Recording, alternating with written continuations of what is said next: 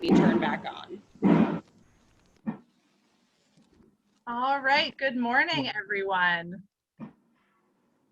We are so excited to have our speaker and esteemed alumna, Perla Figuereo, with us today. We're going to start, as always, with a very brief meditation, and then Ivan will introduce our speaker. Tracy, take it away. 1, 2, 3.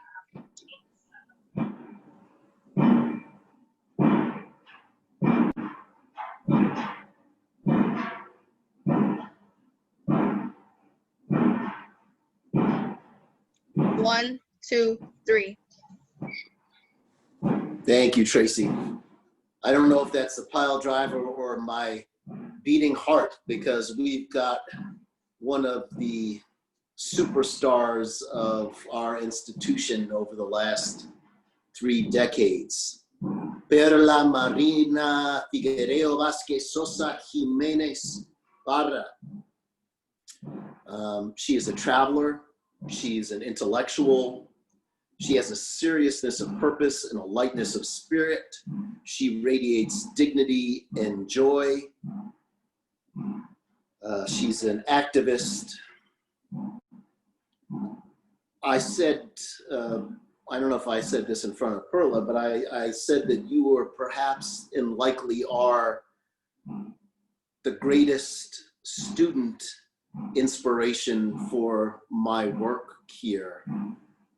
You are not a child of immigrants, you are an immigrant, and you've taken all that this beautiful, broken country has to offer and done amazing things to it. The students know, Perla, that we've had all these powerful speakers that have come through and done amazing work before their audience here, from George Lucas to Melody Hobson to Lewis Hamilton to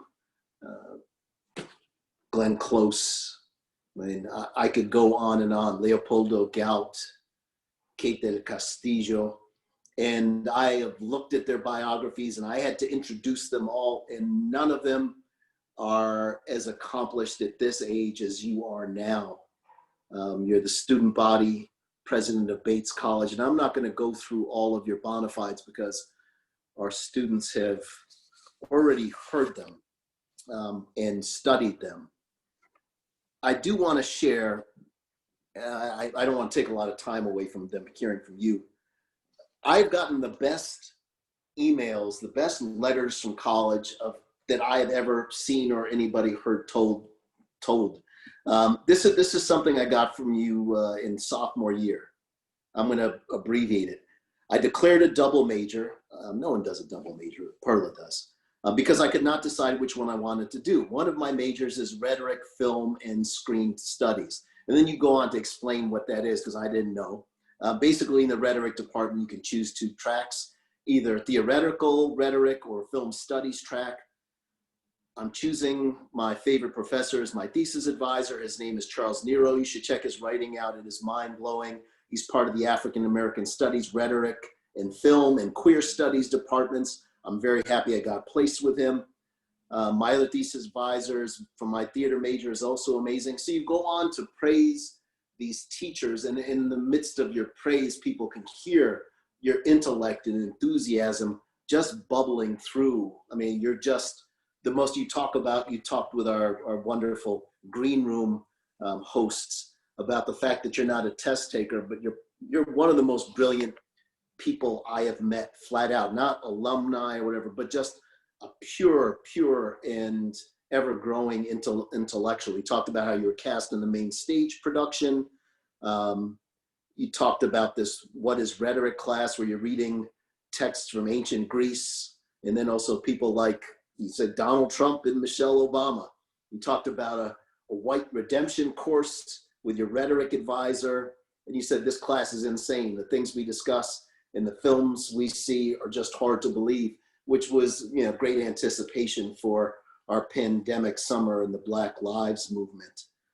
You talk about another course on directing where you're reading plays like Antigone, Oedipus Rex, The Tempest, and you say all the classical plays you can think of. And I love this. This is, again, sophomore year. My friend Lebanos and I are thinking of running for student body president and VP our senior year, so that will be upcoming. And you crushed it. You crushed the election. And at least Bates has the president that they deserve. And I'm glad you're in a leadership position. Maybe you will seize power soon. And then you talk about a film making program in Prague that you'll be applying for, then that you later got. I mean, I have another letter that I've kept these emails, and it is just stunning, the power of intellect and the joie de vivre and the discipline and the wisdom and the knowledge that is unmatched by any young person I have met at this stage of life. It is my grand and great pleasure to see you once again and to introduce to our school the great Perla Marina Figuereo Vázquez Sosa Jimenez Parra.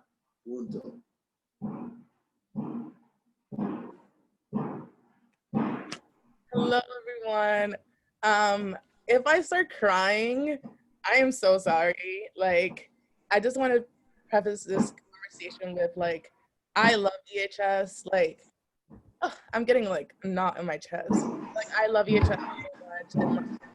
And, there's not a day that I don't think about EHS. Like, it's becomes part of, like, the way I am and, like, the way I hear myself. And I think it's because of all the things that I took in those 3 years I was there. And, like, I mean, EHS wasn't just those 3 years. It's been, like, my high school career and my college career, because my life just revolves around EHS. So, like, if I get emotional, I am so sorry. I'm a big crier. That's, like, my reality. And, like, I've just become okay with it. Like, I like to cry. So anyways, so I'm Perla. I guess you got an overview of me, and that's a little, like, I die because I'm like, oh my God, don't talk about me. But yeah, so I graduated from EHS in 2013, which I was selling the green room. It's like so long ago, but also so not long ago. It was like 7 years ago, and so much has changed in the 7 years that I've graduated from EHS. I don't know what I should talk about, but I guess I'll talk about my experience at EHS and, like, then moving on to Cristo Rey and then now Bates. Hey, Perla, how about you start with Santiago de los Caballeros? Sure. Because so many here are children of immigrants and immigrants themselves, and then talk about your transition into EHS and to Gringolandia. Okay, cool. So yeah, so I was born in Santiago de los Caballeros, Dominican Republic, in 1999. That sounds so long ago. Yeah, so I was born in a city. Didn't think I would ever move to the US because I had a pretty, like, comfortable life there. Fun fact, I was born into the Mormon church.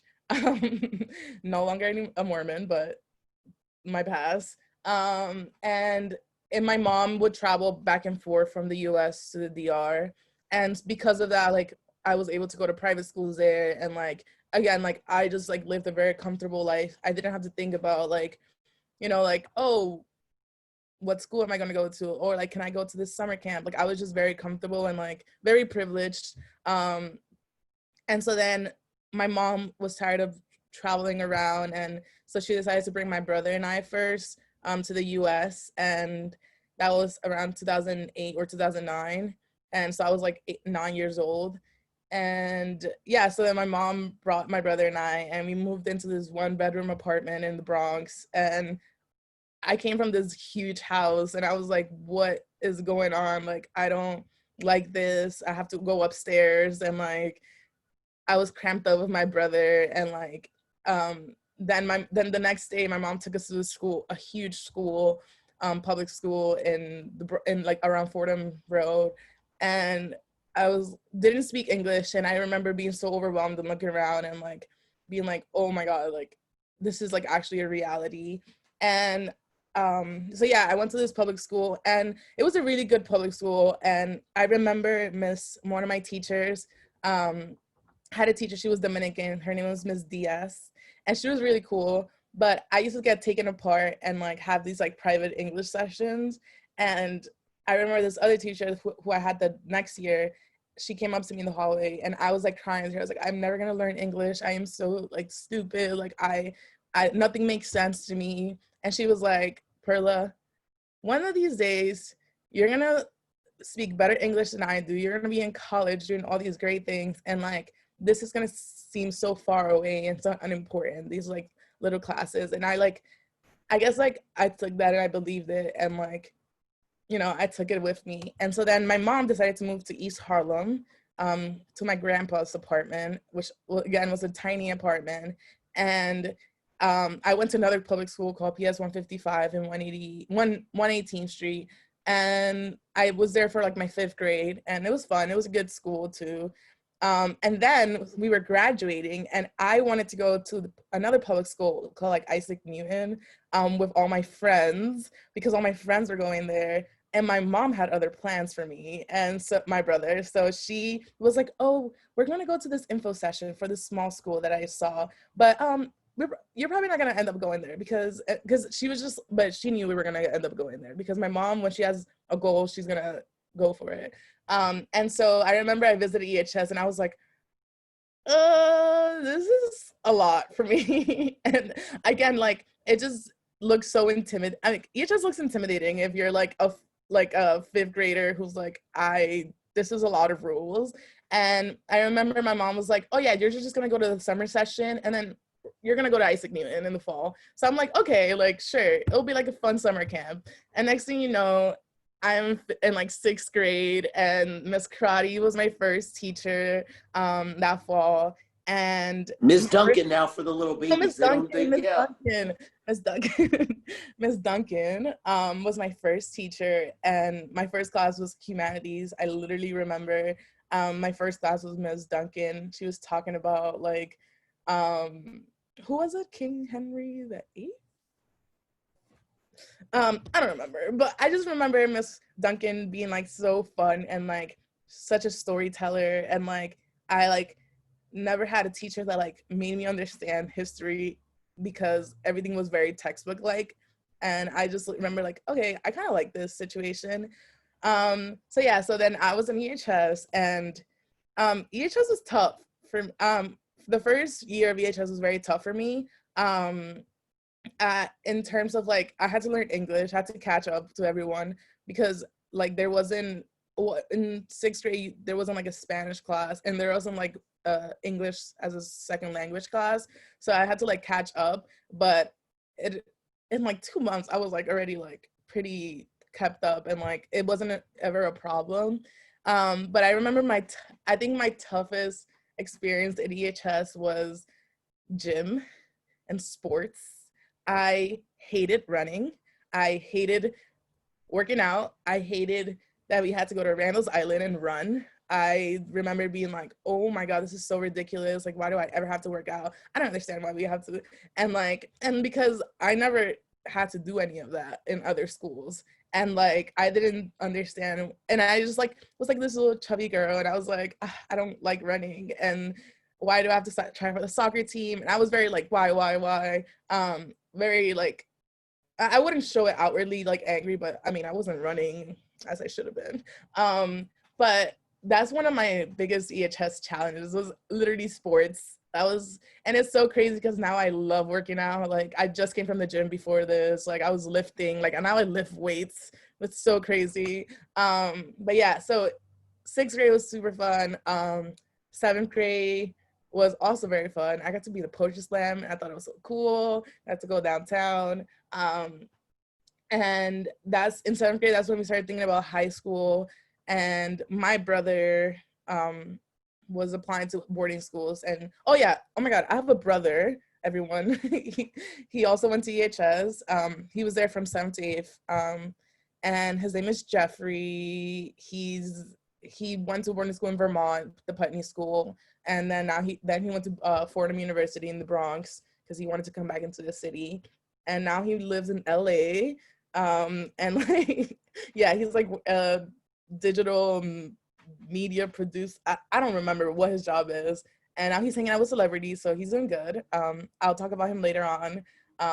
And yeah, so then 7th grade, I was talking about this in the green room. When I was thinking about high school, I was so caught up on like which high school I went to, because which high school I went to was like gonna determine my future and like what college I went to. And that has some validity to it, because, you know, like a lot of kids in my college like went to boarding schools and like these prestigious like private schools. But also a lot of people in my high school went to like not the greatest high schools or the like most prestigious high schools, because they didn't have the resources to do that. So I was talking to Tracy and Troy about like how, and I even mentioned it earlier, I am the worst test taker in the world. Like, I'm talking about standardized testing, like class tests, okay. But standardized testing, I am a person that gets very overwhelmed. Like, I get very anxious, I blank out. And so I remember I was in the boarding school group to like take the tests and visit the high schools, and everything was great. Interviews were great. Test scores, tough. And I was so sad. I was like, damn, like, how am I gonna go to a good college if I don't have a 90 percentile test score? And so boarding school didn't work out, but luckily I found Cristo, which my cousin who also went to EHS, David Parra, went to. And I decided to go to Cristo for my high school career. And I think that was one of the best decisions I made for myself. Obviously, Cristo is not for everybody. EHS is not for everybody. Bates is not for everybody. But it was the right school for me, because I walked into Cristo thinking maybe I'll transfer out, like get my test scores up. But I stayed because I was, not because I settled, but because I was happy and I was getting the things that I needed. So we got to work at a corporate job. So I was working at JP Morgan Chase from the age of 14, which is ridiculous. And, you know, I was like getting sports. I was playing basketball, soccer, volleyball, softball. And so I was getting like that aspect of my academic career, school career. And I was in drama club because EHS just made drama so fun, and like that was one of my favorite classes at EHS. I was like in improv, choir, like all these clubs, and not because like, I mean, obviously because I enjoy them, but because I think EHS trained me to like be a well-rounded student. So I wanted to like dabble in sports and dabble in the arts and dabble in like we had like a social justice club where we like talked about social issues. So I just found myself like always surrounding myself in like things that I did in EHS and then extending that. Another thing that Cristo really helped me out with was traveling. So the summer before my senior year of high school, I got this opportunity to apply for this program that takes you to another country. And when I like ranked what countries I wanted to go to, I think I put like France first, and the person was like, no. He was like, we're starting this new trip to Albania and we need like really outgoing people to go because it's our first group that we're sending there. So he like signed me up to go to Albania, and best decision ever, because we got to go to Albania and Montenegro and Greece and Macedonia. And when I tell you guys, like, I was in love. Like, I literally never had, the only traveling I ever did was back and forth from the Dominican Republic to the US. And when I stepped into Europe, I was like, oh my God, like there's a world out there that I just didn't know about. And so that sparked my like love for traveling. Now from like that moment, I've been finessing so many travel opportunities from everywhere that I'm in. So this trip was really super fun. It was an anthropology program called like Why the Eagles Soar, because they're eagles in Albania. And it was like a human geography program, and it was super fun, and I met great people. and had a homestay and hiked so much, like my legs were about to die. It was like West Virginia times 25, and so it was super fun. And I came back to the US, and then it was my senior year of high school, and I was thinking about my personal statement for college, and I was like, oh, what can I write about? Let's write about Albania. Who goes to Albania? Nobody. What like Afro Latina goes to Albania? No, like ridiculous. So I wrote my college paper on how my host family loved my curly hair, and how it's crazy that like I had to go to another country with different people to like just appreciate my hair and its beauty, when like people in my own like culture like don't like it, my curly hair, my afro, my kinky hair.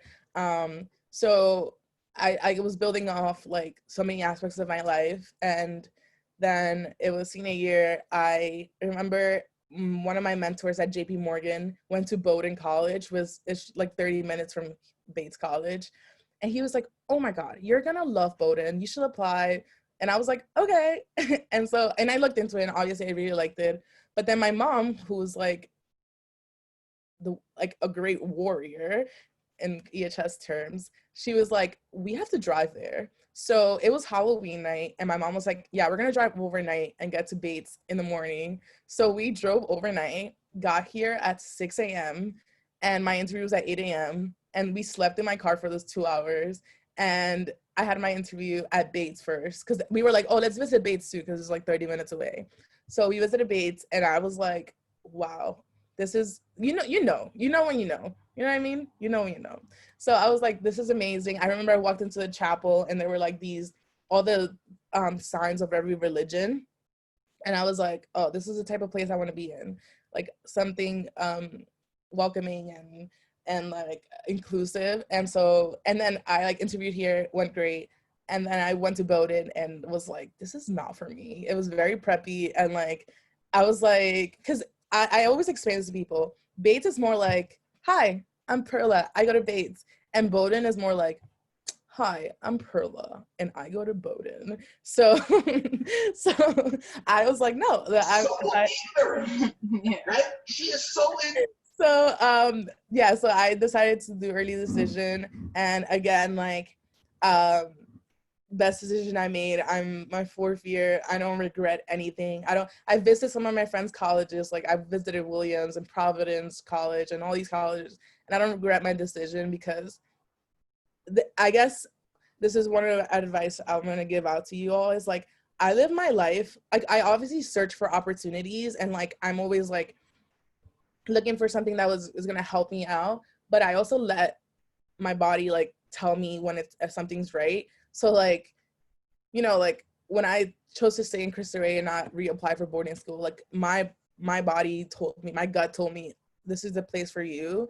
And like, you know when you know, and as I keep saying, like, you know when you know, things just flow. I let things flow. I try not to stress about things, because I get very anxious like easily, and like I get overwhelmed.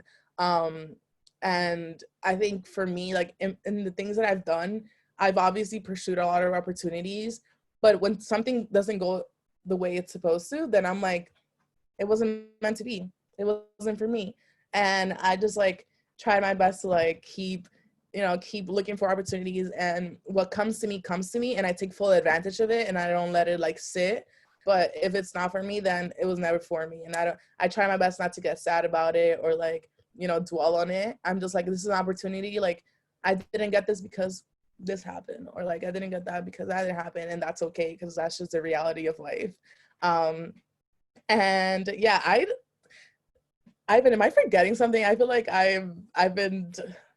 It's fantastic. And, I was telling the kids before you went on that you're one of these alumni. I just like to sit in my office and let you talk. But I want to open up some questions. But also, if you can just talk about, I mean, you're president of the student body. That is amazing. It's like you're in an elite institution, and you're coming from another country, not speaking the language, and then you rise to this position of dominance and in leadership. Can you talk about what led you to that and how that's going?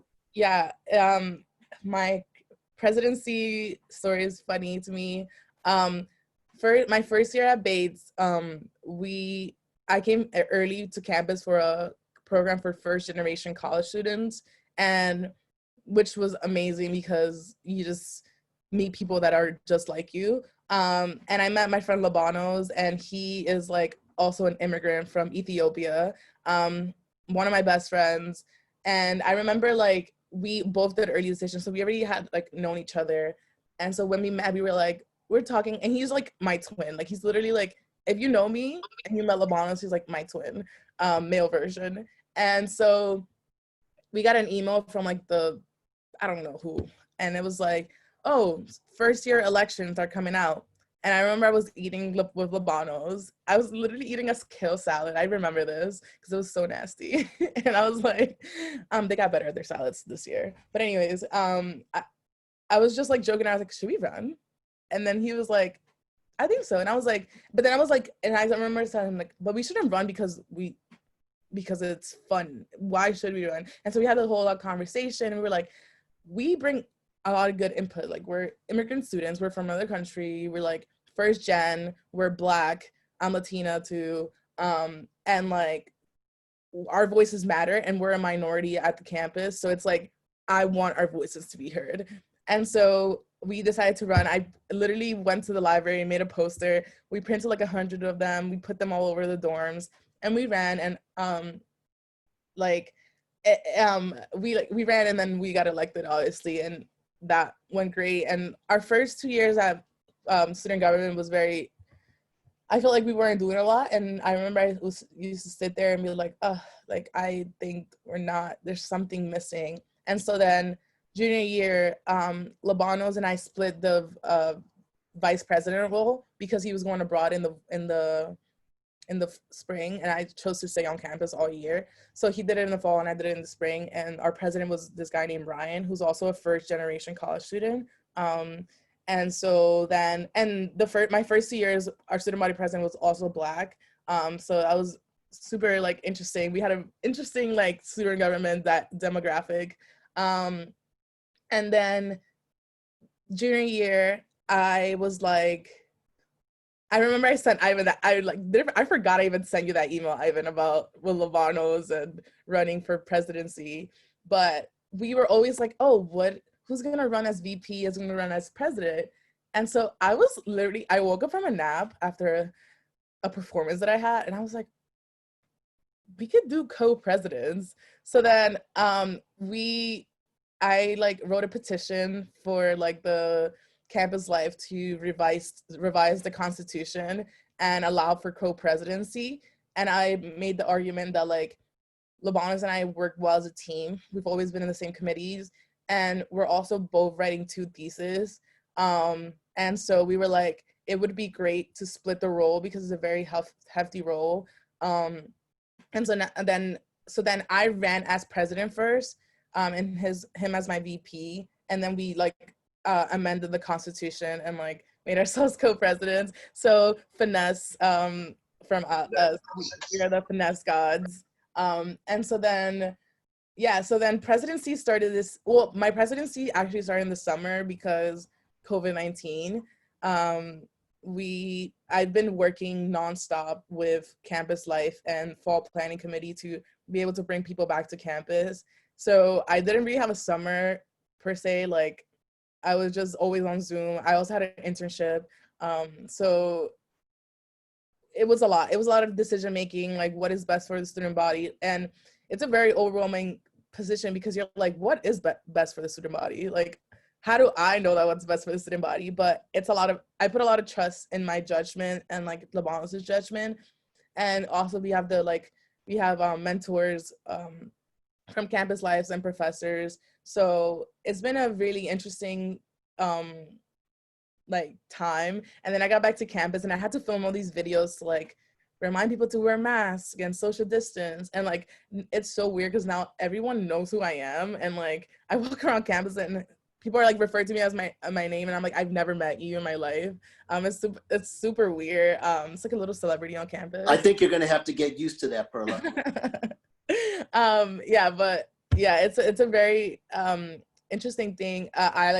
it's weekly agendas, making sure the committees are working on their projects. So I like created a committee like proposal where basically we have like an academics committee, student life, facilities, and athletics, and we put 3 class reps in each committee to work on certain issues, and each committee has like about 3 issues that they're like addressing, proposals.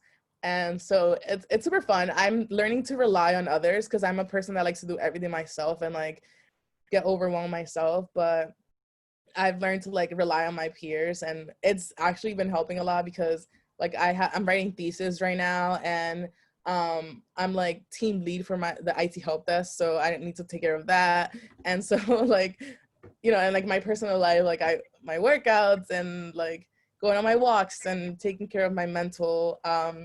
And I ordered some chimes because I was like, oh my God, I need to like start meditating like EHS. So I ordered some chimes from Amazon. Hopefully they're good quality and they don't break.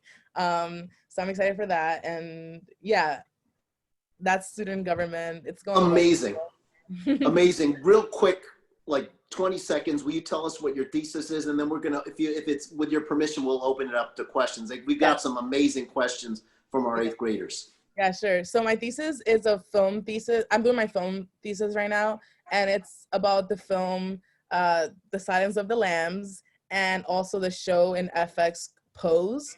And I'm looking at how these two, like this film and this TV show, use music, camp, and queer theory to advance their story. And I'm looking at to see if the show Pose actually presents a new portrayal of trans women, or does it perpetuate the same stereotypes that like films like The Silence of the Lambs also that puts out to people. So Just brilliant. Just brilliant. And for our listeners who don't know, a thesis is like a small book where Perla is going to be doing original research and coming up with hypotheses, which she just said, and then coming up with a strong conclusion.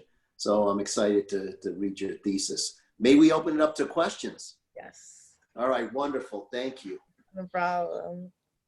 All right, Perla, we love you so much. We could listen to you speak for like hours, but as Ivan said, we have a ton of really good questions. So Yes. Please ask me questions. I'm going to send it to Marlon first. Marlon's one of our 8th graders, and he is logging in from school. So he'll have his mask on, but he's going to speak nice and loud so that we can hear him. Go ahead, Marlon. Hi, Marlon. Good morning. I'd like to thank you for being a whole school time speaker. Thank you. And in your biography, you mentioned that you lived in the Dominican Republic for 9 years before you moved to New York with no knowledge of English. So my question for you is, what were some difficulties you faced, and how did you overcome your fear on your journey to learning English? So I think my biggest sorry, my computer just went crazy. I think my biggest journey is like, my biggest challenge in learning English was like reminding myself that like I'm capable. Like that's something that's so important in like academia, that you're capable. And that's something I'm reminding myself right now that I'm writing thesis. I'm like, how am I gonna write 60 to 80 pages worth of original research? How do I do that? And I just like, I have a very supportive mom who believes I am the greatest. And so that like, she's just like, and also my mom is my motivation. So I remember like, I specifically remember this instance in 116th Street and 2nd Avenue. This guy like got mad at my mom because she like parked wrong and she couldn't like defend herself in English. And he said something really rude to her about like, you immigrant, like learn English, and along those lines. And I remember how, and I also didn't speak English. I couldn't like defend my mom. I was also like 9 years old. And I remember being like, oh my God, like that's not, like, I can never let that happen again. And I remember we were actually on our way to the public library that day. My mom was like really big on me reading everything possible. And I like picked up like 8 books. I actually never returned them. But I picked up 8 books. I'm a criminal. Oh my God, guys. And there were the books, the boxcar kits. I don't remember. Yes, those books. And I read them like, probably didn't understand anything that I was reading, but I read them because I was like, I have to learn English. Like, there's no way like I'm gonna ever let somebody disrespect me or my mom like that. But and I think part of that was, as I mentioned earlier, like I'm capable of doing it. Like I'm capable of learning English. I'm capable of writing this thesis right now. I'm very overwhelmed by thesis. It's a lot. I'm not gonna lie, but I gotta remind myself I'm capable. I've done 12 years of more than 12 years of school, and like I got this. I've done so many projects that I didn't have an idea how to start, and I finished it. And that goes for like high school and even at EHS. Like there's stuff like, and oh my god, and this relates to sports. I didn't think I was capable of running a mile without stopping. Now it's light work for me. Like I can run a mile and it's like done quick. I need to run the reservoir again because I need to redeem myself from EHS times. And yeah, it's just like reminding myself that I'm capable of doing these things. A lot of things are very mental, and like once you get over that little like thing telling you to stop, like, or like that you can't do it, like it's so easy. Like it's so easy. Every time I have writer's blocks, I'm like, it's so easy. Like I know how to do this. I know that introduction, theory section, history section, lit review, all those components. Like I was trying to learn Portuguese when I went to Brazil, and I was struggling, and I was like, I can do this. And like it's getting better. It's not the best. I'm forgetting a lot of things, but it's just reminding myself that I have all the tools that I need to do something. And I also have people that I want to make proud, and like that's my family, that's EHS, that's Christopher, and then it's gonna be Bates, and like and there's people that look up to me. There's a student here that came from Christopher to Bates, and like I got her a job at the IT help desk, and like she just like always looking for me for advice, and like I try to remind myself that like if I'm able to do it, like I gotta inspire people to be able. I like to inspire people to be able to do things. So I have to make sure that I'm like living up to my teachings, you know. So yeah, it's just reminding myself that you're capable, and just like to make people proud, and just make yourself proud too. Like that's not always pleasing people. You got to please yourself sometimes, all the time. Please yourself all the time. But thank you, Marlon. That was great, Perla. Thank you. All right, we're going to go to Geraldine next, and she's logging on from home. Hi, Geraldine. Hi, good morning. Sorry for the noise in the background. You're totally fine. In your bio, you said that you attended EHS and then moved on to Cristo Rey for high school. So my question for you was, how did the transition from EHS to high school feel? And what is some advice you can give us as 8th graders who are about to transition as well? Yeah, EHS to Cristo Rey was a very like, it wasn't that hard, but it was also like, it was interesting. It wasn't hard because I feel like Cristo Rey is still a very strict school.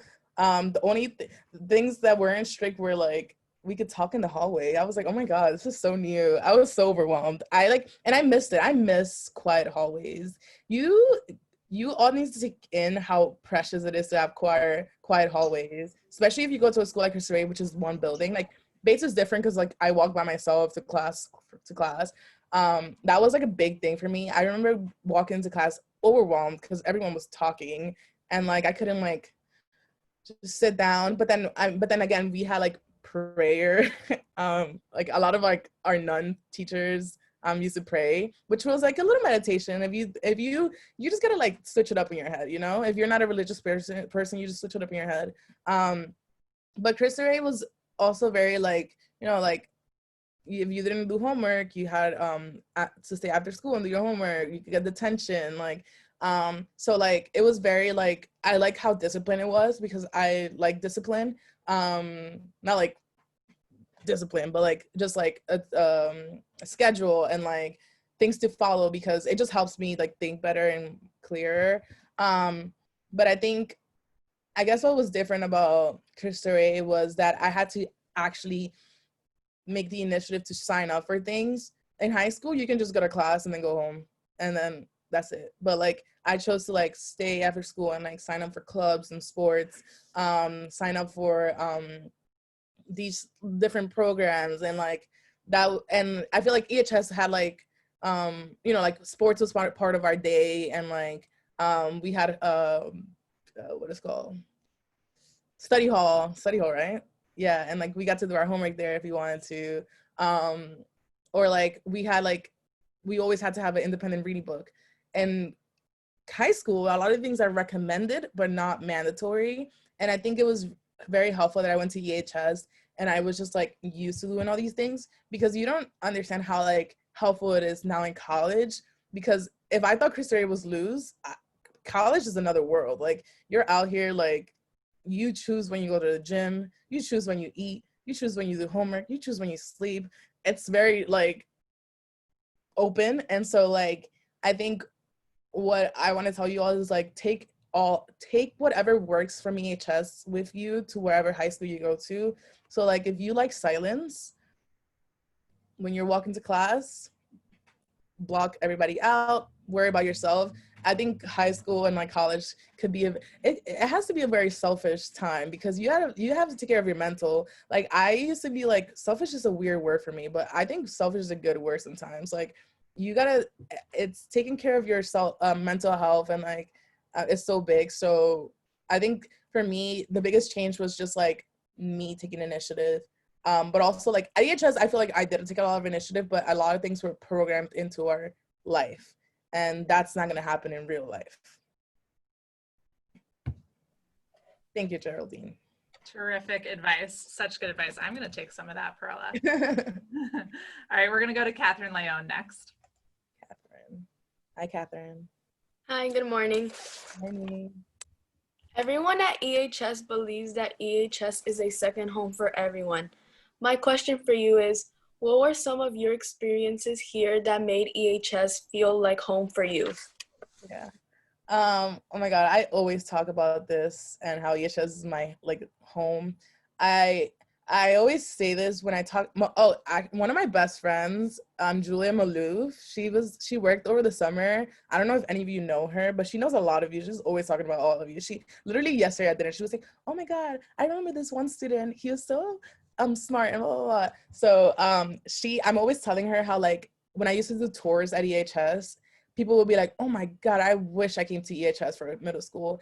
And like something that I never have to say is that like when I visit another school, because I'm so happy that I went to EHS, because I just felt fully supported at all times. Like, there wasn't a time at EHS that I was like lost and couldn't find an answer, or like I was not feeling supported and wasn't supported. Like, I think it was just like everyone believed in me, and not only me, but my friends, like all my friends that went to EHS can attest to this. Like, I'm still very close friends with my EHS best friends, like Kai and Ibukun and Alexander. Like, I hang out with them all the time. Joseph, like, hang out all the time. And like, literally this whole summer I spent with them.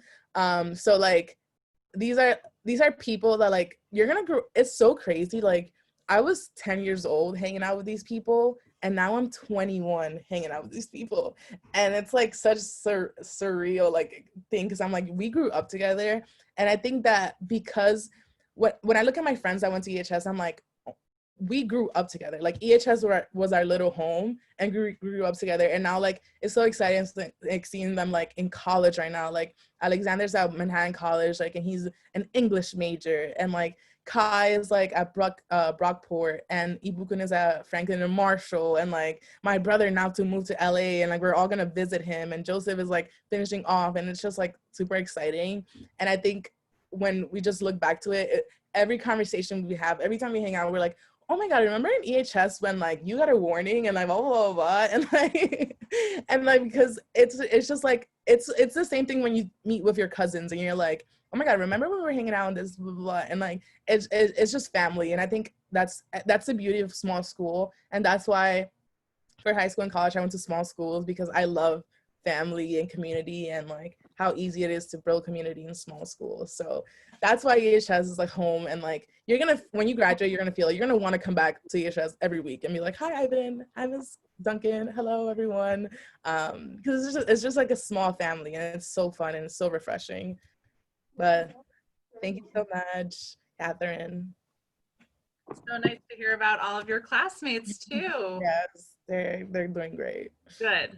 I'm glad you guys are still hanging out. All right, we're going to Jeremiah next. Jeremiah has a question about all of Oh, the beatboxer. Yeah. Hi, good morning.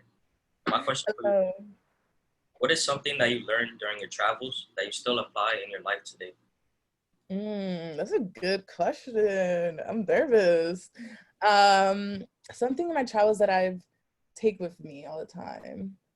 I think is listening and my willingness to like listen to people, and like I'm a chatty person. I could talk for days. And I think I had to learn how to just shut up and listen. And I think for traveling, I was just I feel like I don't know, like I was just I don't like traveling when it's just like you're just very superficial and you're just taking pictures. I'm like not really like going to museums and like going on this hike that like means something. I like to like really involve myself. So I think for me it's like, and I've touched on this, like taking it all in. And that applies to everything in my life. Like when I'm in school, I take everything in, because a lot of these things, like school is very temporary. So like EHS flew by, Figuereo flew by, Bates is flying by. And so what I remind myself when I'm somewhere is like, well, like look around, take mental pictures, because this is very temporary, but it's gonna matter in a few years. Because like, I don't know, like I was in Greece and my taxi driver was from Albania, and then we like spent 20 minutes like after he dropped me off talking about Albania. And it's just like, it's just refreshing that like when you take everything in, you get to like remind people of like, I don't know, like that guy was so excited that I remember the Albanian song, and like that I remember this hike that no one knows about.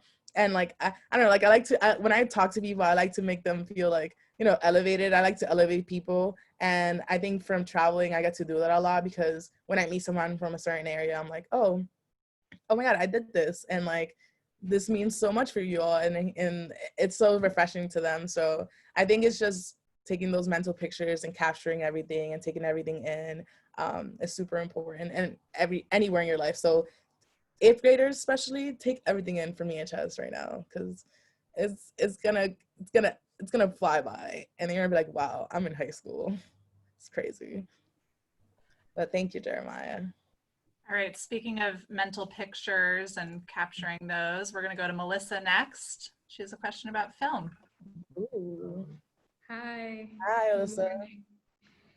My question for you is, do you hope to make your own films one day? What topics would you like to cover, and what is your favorite thing about the idea of filmmaking? Nice, thank you, Melissa. I think I wanted to be a filmmaker, and it's definitely not off the table. I think for my liking, I'm more into like production and like making things come together, because I'm very like, I like to run a team. I'm very driven. So like, even though directing is a lot of that, I think production is like putting all the pieces together, and I really like that. But I am very inspired by a lot of like Black and Latina like filmmakers. That one of my favorite producers and writers and directors is Issa Rae. She has this show called Insecure on HBO, and I would love to, if I have the chance. I feel like after I like settle myself in like the film industry, it's like make a show about like a Bronx girl living her life and whatever that means, and like it would be inspired by me, but also like not me, because I'm one of those people, like I want to like start something and then hand it off to other people, because I believe that like in a few years I want to be somewhere, and there's going to be a student in college who's going to want to be doing similar things. So I want to like be like a mentor for them. But I want to tell stories about like my grandma, like about what it was like to learn English, and like what it was like to take the 4 train to East Harlem every day from the Bronx, the top of the Bronx, and what it was like to buy elote from 116th Street, and like things like that, you know, like fun things like that you didn't think about. Like, I'm tired of these shows about like these rich kids partying in their big houses and getting drunk and doing crazy things. Like, no, like that's so like not everyone does that. Like we live in New York. Our lives are very different. So like I want to talk about like what it was like to like be running the reservoir like with our class, you know, like things like that. I want to make, if I make film or like TV shows, it will be about ordinary life and like the beauty of that. And I still struggle on how to like make that something that people will want to keep watching. But I think because so many people relate to that, it might be like something worth watching. But I get inspiration from like Latina and Black filmmakers. I get inspired. I love horror films. So if I also make films, I would love to make horror films. I'm a big horror fan, hence why I'm writing about The Silence of the Lambs. So anything along those lines, like I would be really interested in. But thank you, Melissa. Perla, how you doing? Do you have time for 2 or 3 more questions? Yes, I'm free. Okay, great. All right, we're gonna go to Zaida next. Zaida. Hi, Zaida. Hi, my name is Zaida. I'm in 8th grade. And I read in your biography that for you, it's been an adjustment from Dominican Republic to the United States. You had to be forced out of your comfort zone in order to adapt to new changes. My question for you is, what is some advice you would give to a young teenager who wants to step out of her comfort zone, even when she is hesitant about new changes? Great question. Yeah, I still to this day like have to push myself out of my comfort zone. Being comfortable like gets boring, and that's what I've learned. Like it stopped being about like, oh my god, like, you know, like I need to do something. It's just where like I need some excitement in my life and I got to try something new. So like what I would say to you is just like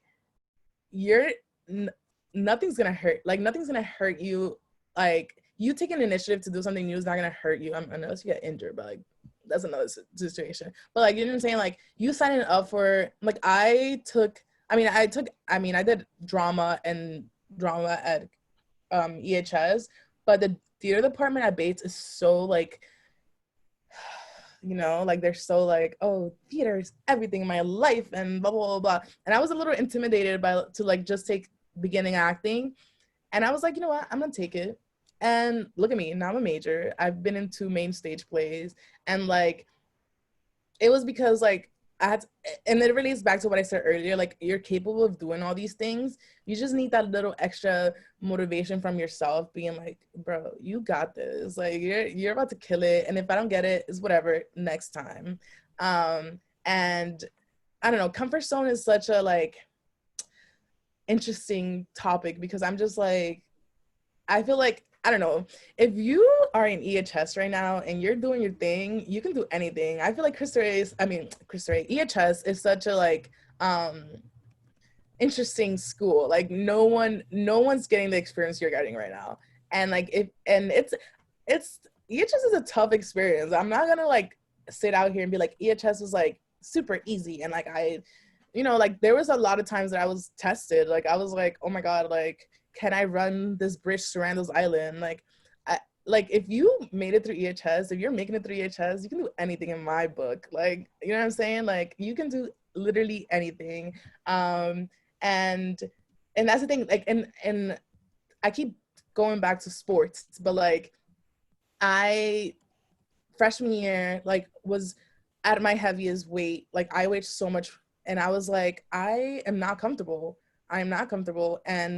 But to make myself comfortable, I had to make myself even more uncomfortable, which was going to the gym, running that track, lifting those weights, cutting my calories, learning about what's good for my body, like reminding myself what I ate at EHS. I would be in the cafeteria like, ooh, isn't quiche what we used to eat with Chef Jonah? Like that's what my head was at. And like, I just had to like you know, like it wasn't like the best feelings in the world when I was so tired and like, you know, I was heavy and like I was like, I don't want to run this, but like I had to like make myself like uncomfortable. I used to be so like self-conscious at the gym because I didn't know what the heck I was doing. I was lifting like 20 pounds and being like, I am in pain. And so it's just a matter of like better. I feel like I was bettering myself, not to just like prove anybody anything, but I wanted to take care of myself and um also like be happy with myself. And comfort zone is like, I feel like every time I want to step out of my comfort zone is because I want to better myself and make myself happier, and like just be a better version of myself. And that's what comfort zone means to me, being a better version of myself. But thank you. I love that. All right, we're going to go to Tracy next. Tracy was with you in the green room. Hey, Tracy. Hi. So, have you been to the DR recently? And if so, what is it like now to go back? And what are some similarities and differences from here to there? Yeah, I went to DR last summer. I stayed there for like a month and a half with my mom. My mom was able to buy a house. She like sold our house a long time ago, and something that she was working towards was buying her own house. And it was really rewarding because like I helped out with money and my brother did too. Very small amounts, but like we did. And it was something that she really wanted. And I think going back now is interesting. Every time I go back to my church and they're like, oh my God, who is this girl with her nose piercing and her cool clothes and like not wearing skirts? And like it's like a very interesting, that part of my life is very interesting. But I think the most interesting part is that I have cousins my age who are also in college there. And it's interesting because I feel like the things they major in are very vocational. And that's interesting because I don't think if I ever moved out of the US, I would be a film major or like a theater major, or like I would be lifting weights or like, I don't know, all these things. I would just be such a different person. And my brother and I always argue like, oh, would we have been happier, or like are we happier now? And I'm a person that likes to live in the moment, so I was like, obviously I'm happier now. But like I don't know, it's just like an interesting, because I'm like, I literally would have been a completely different person. And I would have probably still been a Mormon. I would have been probably majoring in like been an accountant, because that's what my mom wanted to do. So I think it's, when I go back, I just think about what my life could have been, but then I also don't dwell on that. And I'm just like, I'm here now. Like, I love going back to my country. It's so fun going back to the DR, like the beaches, the people, the food. But it's a big part of me, but it's not all of me now. I'm like also an American, air quotes. I'm a citizen now. But yeah, it's just like a big part of me that I appreciate 100%. I love being Dominican, but I also love living in the US because, as messed up as this country is, it has brought me so many opportunities that the DR definitely would have not provided me with. And I thank my mom for that all the time. But thank you, Tracy. All right, we're gonna go to Sori next. Sori is logging in from his classroom here at school. Hi, Sori. Hi, good morning. Morning. My question for you is, besides traveling the world, what are some other things that you enjoy exploring and learning about? Can you repeat that? Sorry. Besides traveling the world, what are some other things that you enjoy exploring and learning about? I think, oh my God, I keep talking about fitness, but that has literally been my life. I think now I'm exploring like, besides film, like I'm exploring like, I want to give you like something super random that I'm exploring right now, and I'm trying to think, because I feel like my mind is everywhere all the time. But I think I'm gonna stick to fitness, because I just think this is such a crucial part of my life, and I think I'm just so proud of myself from how far I've come from when I was in EHS and I hated running to now. But I have a cousin who's in the same boat as me. She's 11 or 12, and I've been taking a lot of like roles with my cousins. Like they're all younger than me. One of them is 17, one of them is 11, another is 15, and I guess I'm doing a lot of like mentorship, and that's something I've always done, but I feel like now I'm taking it way more seriously because I didn't understand how much it mattered till like now, and because I'm looking back at the people that I used to look up to and how impactful they are, like Miss Duncan, definitely, and Ivan. Like I just like, there's so many things that I got from people that I want people to make sure they have, not to just be like, oh my God, look at them, they look up to me. It's not that. It's just that I want people in my life to be as successful as they can be. And I want that for all of you. All, how many people are in here? 94? I want all this for all of you. There's probably more. All of you. Because I mean, by you being part of the EHS family, I love you all. Like you're my family too. Like I don't know all your names, but you're all my family. And like, I think I'm exploring like how to like be a better role model and not just necessarily like talk about myself and like, oh, I did this and this. It's like, how can you do the things that you love? I think I'm exploring how to, college is a lot of like advice given to your own friends. And I've been just like exploring how to like be there for people and also give them the tools that they need, but also being able to step back when things are like too much. Like, you know, if someone's going through something, you don't have to take all that in. You can advise them to like see people. So I'm just like, I guess I'm exploring taking my balance between like being there for someone and also like knowing when to step back and like maybe refer to them to other people. So I guess that's where I'm exploring, I guess, fitness related, school related, college related. So yeah. I love that. All right, Anthony has a question for you. Hi, Anthony. Hi, my name is Anthony, and I would like to thank you for being our host full-time speaker. Thank you, guys. Thanks My for question having for you me. is, in your biography, it says that you do not go a day without thinking of EHS. My question for you is, how do you think your life would be different now if you did not get the opportunity to attend middle school here? Wow. Wow. I feel like I would have, I feel like because of my mom, I would have definitely been in college because my mom, that's why we moved to the US.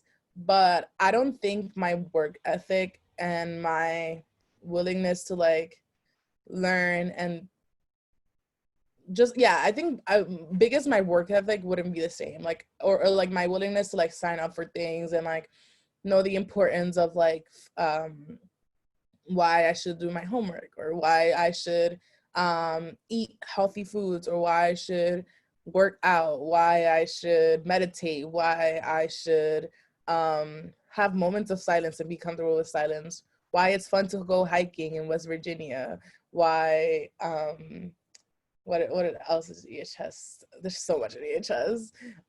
All these things, like all the things that you're taking in EHS, I wouldn't have appreciated it as much if I went to Isaac Newton, which I thought I wanted to go to. I literally, all my friends that went there are not in college. Like there are probably 10 of us, none of them are in college. And like, that's just the life they chose. That's not the life I wanted to choose. I wanted to go to college. But I always think about that. And as I said earlier, like I don't dwell on what my life would have been, but I definitely wouldn't have been as appreciative of the things that were given to me through my schooling, whether it is EHS or Cristo Rey or Bates. If it wasn't for EHS, I feel like EHS just makes you such a thankful person. It reminds you, like, for example, like it's so interesting to hear you be like, all of you like, oh, thanks for being our whole school time speaker. Like, it's so interesting because I was once you saying these things and like it's so surreal that now it is being said to me. But you're gonna notice how good it is to like thank people, and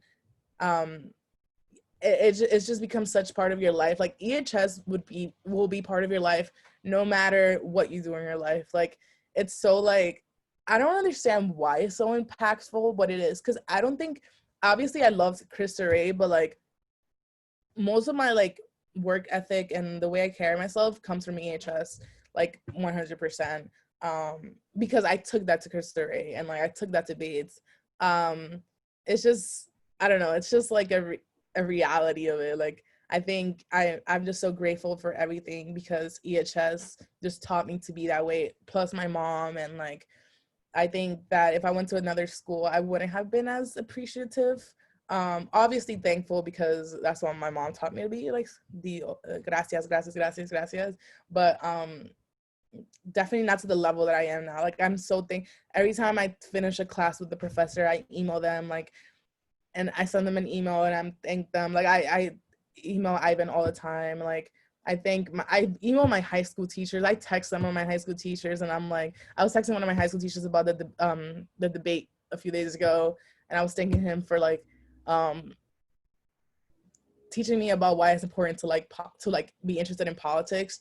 Because I'm just thankful because all these people in your lives right now like are taking so much time to like give you the tools that they think matter and has helped them. And I think that's so special, like for someone to actually go out of their way to do that. Like be thankful for all these people because they're gonna impact their life forever. You're 10 years from now, you might be like, oh my god, like Miss Duncan taught me that one time, and like wow, I'm so happy she did. And like it just, those moments are so like heartfelt. Like I cannot express how much they matter. So like yeah, just I think EHS just made me so grateful for every part of my life, whether it is good or bad.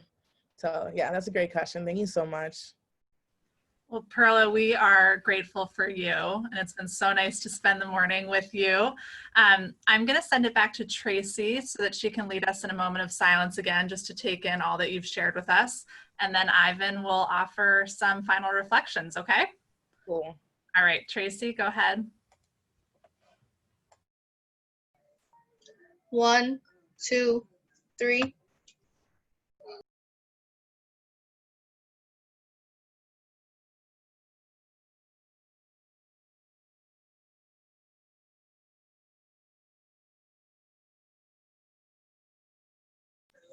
One, two, three.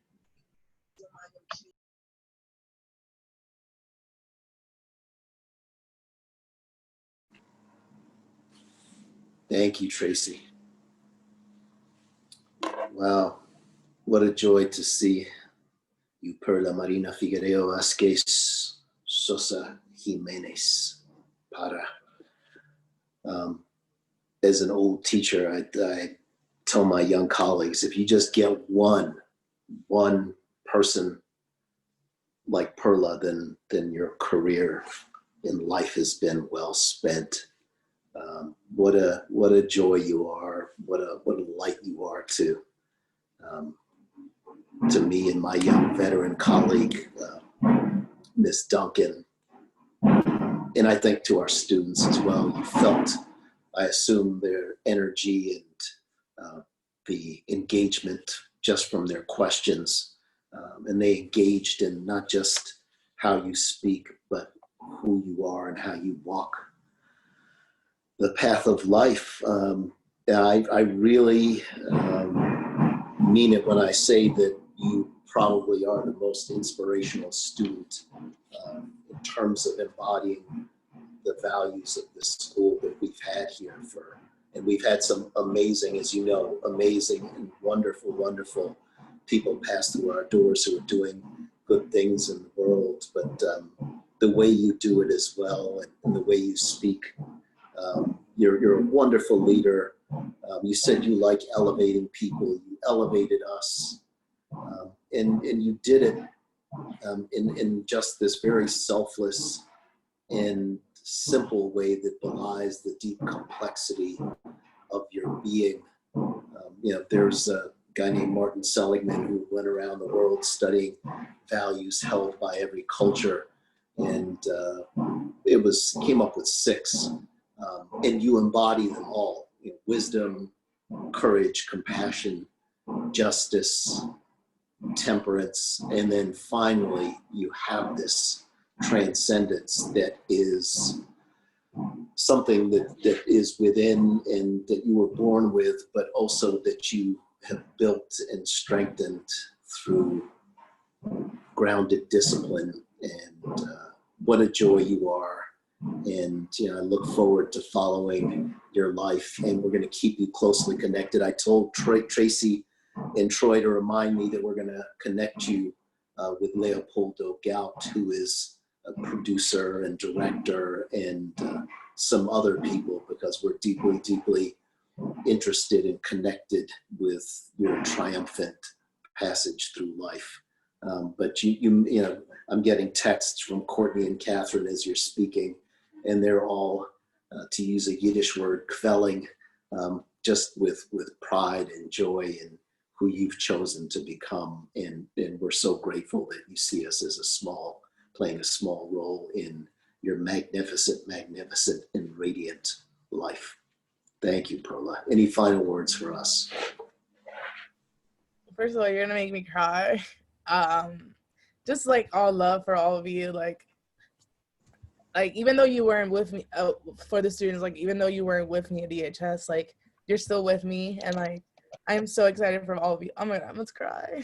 I'm so excited for all of you to like continue your lives and do whatever the heck you choose to do, because it's gonna be great, and you're gonna be great people, and gonna be great scholars, athletes, performers, whatever you choose to be, lab people, STEM people, whatever you choose to do, you're gonna do great things. And like so much love for all of you. Miss Knowlton, hello. I forgot your name. Oh my God. My lacrosse coach. She knew I hated running.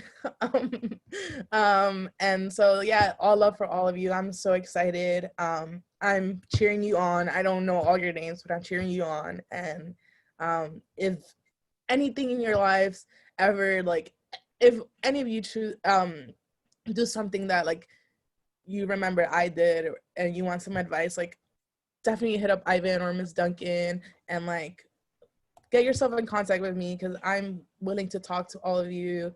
I am busy, but I am not too busy that I can't squeeze all of you in, or any of you in. So please, like, I'm here for all of you, and I love you all so much, and I love EHS so much, and I can never stress that enough to anyone. So thank you for having me. It was so surreal. Like, I'm so happy like Zoom exists, because it made it easier. It was so hard getting me to be on a Friday because I was in school. But I'm so happy. Like, I'm gonna text my EHS friends and like be like, oh my God, I was just a whole school time speaker. So yeah, all the love for all of you. Thank you so much. All right, we love you so much, and we will DM you about Leopoldo Gout, and then also I got to ask you too if you know anybody in the finance world, because I got an email from a friend, Javier, who works at Credit Suisse, and I don't know if you have any classmates who are interested in the finance world, because he's looking like he's trying to hire somebody from our school. Yeah, no, we love you so much, and we hope to stay in regular contact, and anything we can do on our end as well. So take good care, and we'll see you soon. Love to your family. Oh yes, I will let them know. And Jeffrey. Yeah, El Guapo, por supuesto. In LA. Yeah. All right, Perla, take care. Thank you, everyone.